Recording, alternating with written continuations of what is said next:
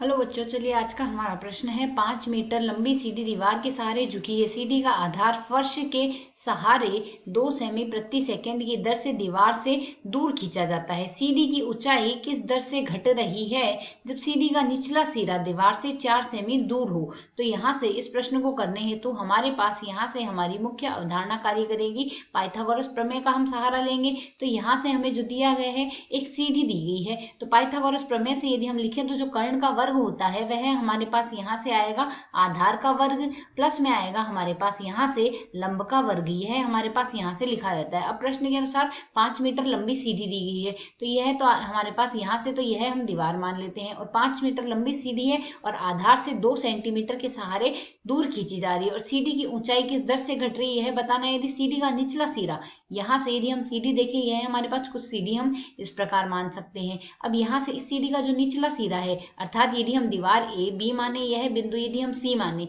तो ए सी की जो लंबाई हमें प्रश्न के अनुसार दी गई है वह 4 सेमी दी गई। 4 सेमी दूरी पर हो और 5 मीटर लंबी सीढ़ी है, तो इस सीढ़ी की लंबाई हमारे पास कुल 5 सेमी दी गई है। और यहाँ से यदि हम देखें, हमें यह बताना है इसके सीढ़ी आधार फर्श से 2 मीटर प्रति सेकंड की दर से दूर खींची जा रही है। हम ऊंचाई किस दर से घट रही है बताना है। तो यदि त्रिभुज ए बी सी पर पाइथागोरस प्रमेय लगाएं, तो हमारे पास ए बी का वर्ग प्लस भुजा ए सी का वर्ग जो आ रहा है वह हमारे पास बराबर आ रहा है कर्ण अर्थात बी सी के वर्ग के। तो यदि हम इसमें यहाँ से देखें, हमारे पास यदि हम इस भुजा की लंबाई को, तो यदि हम यहाँ से देखें इस लंबाई को, यदि हम आधार को b माने, आधार यदि हम यहाँ से b लिख दें, और यहाँ से यदि ऊंचाई हम ये ए बी जो दीवार की ऊंचाई है वह यदि हम h लिखें, तो यहाँ से यदि हम इस आधार पर सरल करें तो h का वर्ग प्लस b का वर्ग, हमारे पास इस सीढ़ी की लंबाई आ जाएगी।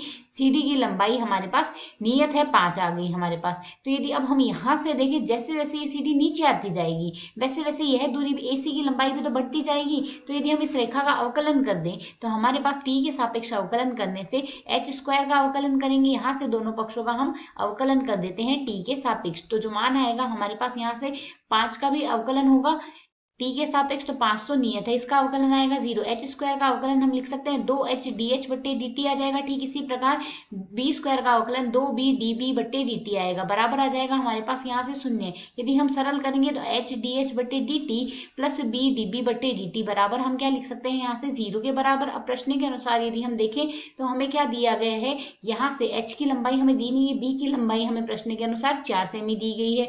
और यदि हम यहाँ से देखें b में जो परिवर्तन आ रहा है, सीधी का आधार फर्श के सहारे 2 सेमी प्रति सेकंड की दर से खिसक रहा है, अर्थात db बट्टे dt का जो मान आ रहा है db बट्टे dt बराबर हमें दिया गया है 2 सेमी प्रति सेकंड की दर से खिसक रहा है, और b की लंबाई है ही हमारे पास 4 सेमी। मान प्रतिस्थापित कर दें तो हमारे पास यहाँ से इसका मान क्या आ गया, प्रश्न के अनुसार यह मान आ जाएगा हमारे पास h dh बट्टे dt बराबर आ रहा है हमारे पास यहाँ से माइनस का b का मान आ रहा है 4 गुणा में db बट्टे dt का मान आ रहा है 2।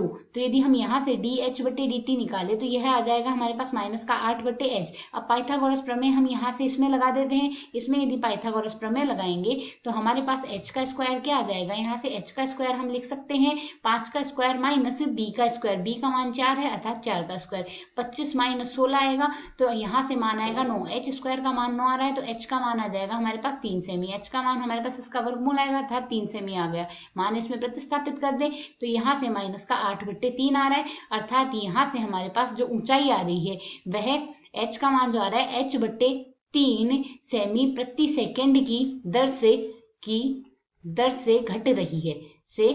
घट रही है। और यही हमारे पास इस प्रश्न का हल है। आशा है समझ आया। धन्यवाद।